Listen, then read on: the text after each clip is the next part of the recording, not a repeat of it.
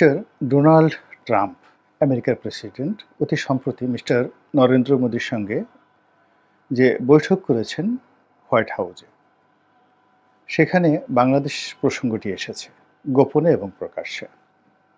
আমরা এখন যা জানতে পেরেছি তা হলো মিস্টার নরেন্দ্র মোদী যে সকল লক্ষ্য এবং উদ্দেশ্য নিয়ে আমেরিকাতে গিয়েছিলেন, সে সকল লক্ষ্য এবং উদ্দেশ্যের মধ্যে অন্যতম উদ্দেশ্য ছিল বাংলাদেশের প্রসঙ্গটি ডোনাল্ড ট্রাম্পকে বুঝিয়ে বলা এবং বাংলাদেশের বিষয়ে যাতে স্বাধীনভাবে আগেকার মতো মিস্টার নরেন্দ্র মোদী নাক গলাতে পারেন এবং শেখ হাসিনাকে নিয়ে তিনি খেলতে পারেন, সেই বিষয়ে আমেরিকার নিকট থেকে একটি গ্রিন সিগন্যাল অথবা যাকে বলা হয় একটি আশ্বাস বাহিনীর জন্য মিস্টার নরেন্দ্র মোদী তার সকল কূটনৈতিক বহর নিয়ে তিনি সেখানে গিয়েছিলেন এবং পুরো বিষয়টি দিল্লি জানে, আওয়ামী লীগ জানে এবং একই সঙ্গে ডোনাল্ড ট্রাম্পও জানেন।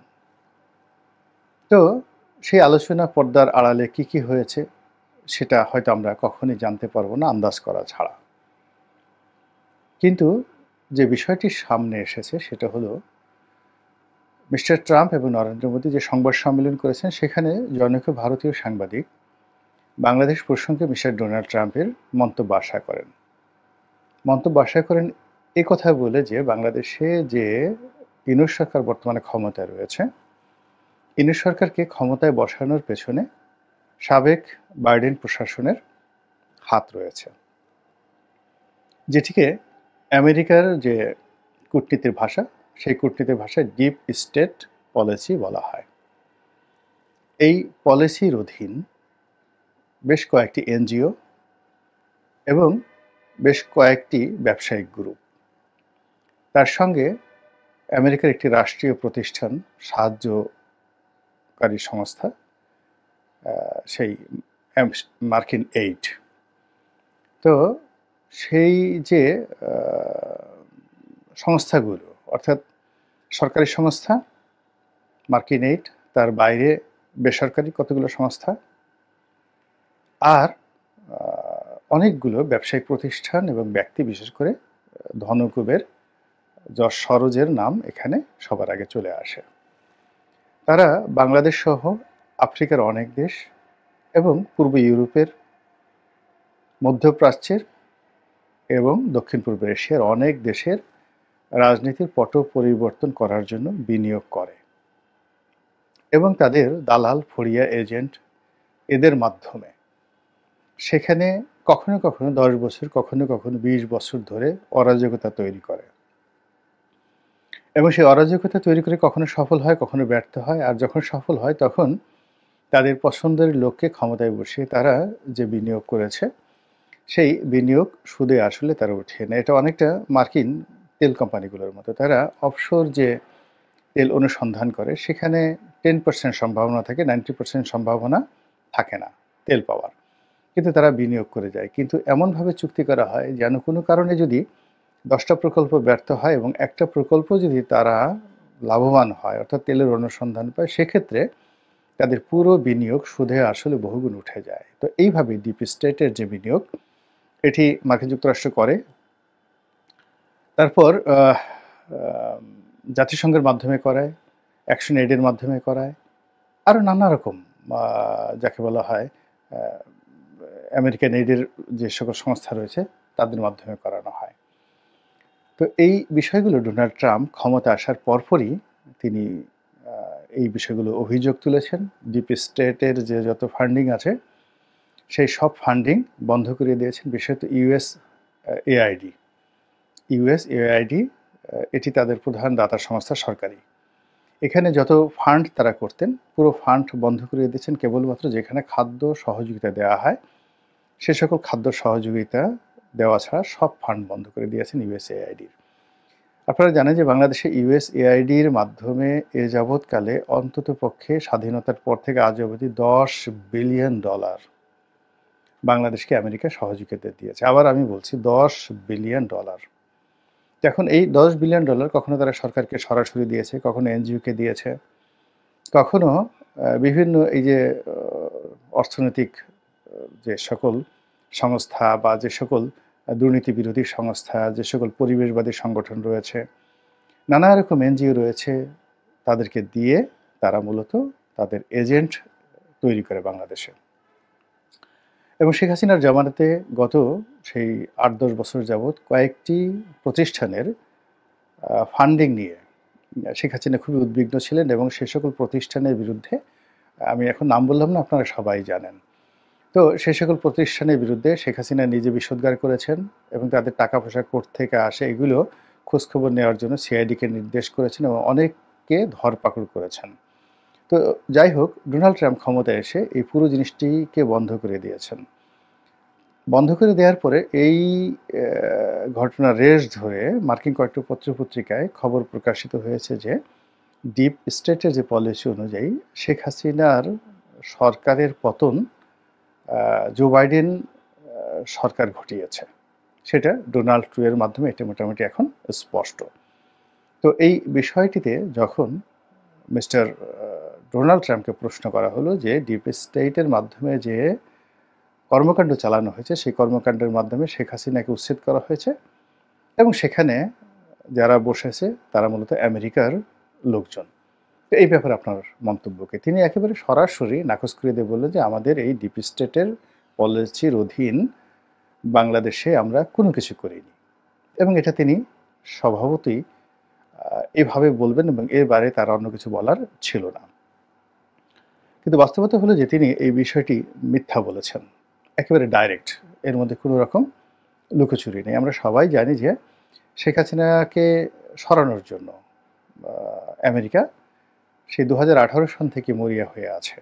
তারা সুযোগ পাচ্ছিল না, বিকল্পভাবে তারা বাংলাদেশের সকল রাজনৈতিক দলের সঙ্গে যোগাযোগ করেছেন। তারপরে নানা রকম সামাজিক সংগঠন, অরাজনৈতিক সংগঠন, এমনকি বিভিন্ন রকম নিষিদ্ধ সংগঠনের সঙ্গেও কিন্তু তাদের যোগাযোগ ছিল পার্বত্য চট্টগ্রামে এবং ঢাকা শহরে এবং সীমান্ত অঞ্চলগুলোতে। এইগুলো এক। ২ নম্বর হলো যে শেখ হাসিনার পতন নিয়ে তারা কখনো কখনো দিল্লির সঙ্গে ঐক্যমত্য হয়েছে, আবার কখনো কখনো দিল্লির সঙ্গে তারা বিরোধিতায় জড়িয়েছে। এইভাবেই ২০১৮ থেকে একেবারে ২০২৪ সন পর্যন্ত টানা কয়েক বছর চলে যায়। তো সর্বশেষ যেটি হয় সেটি হলো শেখ হাসিনার পতনের ব্যাপারে দিল্লি এবং আমেরিকা ঐক্যমতে পৌঁছায় এবং তার প্রেক্ষিতে ঘটনা নাটকীয়ভাবে একটার পর একটা দুর্ঘটনায় পরিণত হয় এবং শেখ হাসিনাকে বলতে গেলে একটা ফাঁদের মধ্যে ফেলে আমেরিকা এবং ভারত সেখানে তারা দিল্লিতে নেওয়ার ব্যবস্থা করে এবং এত সিস্টেমেটিক ওয়েতে কাজটি করে যার ফলে বাংলাদেশের পুরো রাষ্ট্রীয় ব্যবস্থাকে তারা ব্যবহার করে যাতে করে আগামী দিনগুলোতে অনেককে তারা জিম্মি করতে পারে এবং নিজেরা আন্তর্জাতিক যে কোনো চাপ থেকে, দুর্নাম থেকে, বদনাম থেকে নিজেদেরকে রক্ষা করতে পারে। এরপর শেখ হাসিনাকে দাঁত ভাঙা জবাব দেওয়ার জন্য, শিক্ষা দেওয়ার জন্য, তার মগজ ধোলাই করার জন্য তারা বেশ কিছুদিন তাকে নজরবন্দি করে রাখে। তার কথাবার্তা বন্ধ ছিল। তিনি কোথায় ছিলেন সেটা আগেও যেভাবে আমরা জানতে পারিনি, এখন আমরা সেভাবে জানি না। তবে এখন তিনি কথা বলতে পারছেন, কিন্তু প্রথম দিকে তিনি কথাও বলতে পারেননি এবং পরিবারের আপনজনের সঙ্গে তিনি দেখা করতে পারেননি। এমনকি শেখ রেহানার সঙ্গে তাকে বিচ্ছিন্ন করে দেওয়া হয় এবং শেখ রেহানাকে ইংল্যান্ডে পাঠিয়ে দেওয়া হয়। দ্বিতীয়ত, ভারত যে কাজটি করে সেটি হলো তারা শেখ হাসিনাকে আশ্রয় দেওয়ার ব্যাপারে সমস্ত রাজনৈতিক দলের মতামত গ্রহণ করে এবং সর্বভারতীয় রাজনীতিতে এই গত ৫০ বছরে যে কয়টি বিষয়ে তারা ঐক্যমত হয়েছে একেবারে কোনো রকম বিরোধিতা ছাড়া, তার মধ্যে এই শেখ হাসিনাকে আশ্রয় দেওয়ার ব্যাপারে সমস্ত রাজনৈতিক দল এবং সেই দলের জাতীয় এবং আন্তর্জাতিক যে উইংসগুলো রয়েছে তারা প্রায় সবাই শেখ হাসিনাকে ভারতে মেহমান হিসেবে আশ্রয় দেওয়ার ব্যাপারে ঐক্যমত প্রশ্ন করে। কিন্তু এখানে খুব আশ্চর্যজনক ঘটনা হলো শেখ হাসিনাকে তারা আশ্রয় দিয়েছে, শেখ হাসিনাকে তারা মদত দেবে, মূলত শেখ হাসিনাকে হাতিয়ার হিসেবে ব্যবহার করে আগামীতে যারা বাংলাদেশে ক্ষমতায় আসবেন তাদের সঙ্গে একটি দর কষাকষি করার জন্য, তাদেরকে ভয় দেখানোর জন্য, অন্য কোনো কারণ নেই। আর সেটা যদি না হয় তাহলে আমেরিকা এবং ভারত আবার শেখ হাসিনাকে ক্ষমতায় বসানোর জন্য মরণ কামড় দেবে। এর কোনো রকম যাকে বলা হয় বিকল্প ভারত চিন্তা করছে না এবং এখন ভারত বাংলাদেশের সঙ্গে যে সকল যোগাযোগ, সব যোগাযোগ বন্ধ রেখেছে এবং তারা বলার চেষ্টা করছে যে এই সরকার যেহেতু অনির্বাচিত, কাজেই এই সরকারের সঙ্গে তারা কোনো রকম আলোচনা করবে না। আগামীতে যারা নির্বাচিত সরকার আসবে তাদের সঙ্গে আলোচনা করবে। এই যে নির্বাচন এবং নির্বাচিত, এখানে ভারত দুই হাতে খেলছে এবং আমেরিকা এখানে তাদেরকে সহযোগিতা করছে। এখানে ডিপ স্টেট পলিসি অনুযায়ী আমেরিকার বাইডেন প্রশাসন যেভাবে সরাসরি বাংলাদেশের প্রতিটি বিষয় নিজ হাতে তারা দেখতেন এবং নিজেদের চোখে সবকিছু দেখতেন, নিজেরা বিনিয়োগ করতেন, সেই বিষয়টি ডোনাল্ড ট্রাম্প এখন নিজে না করে ভারতের ঘাড়ের উপর চাপিয়ে দিয়েছেন। অর্থাৎ বাংলাদেশে যা কিছু হবে তার ব্যয়ভার থেকে শুরু করে সমস্ত কিছু ভারতকে বহন করতে হবে। এবং এই কাজটি ডোনাল্ড ট্রাম্প যে কেবলমাত্র ভারতের সঙ্গে করছেন তা নয়, তিনি তাদের যে বিশ্বস্ত বন্ধু, দীর্ঘদিনের বিশ্বস্ত বন্ধু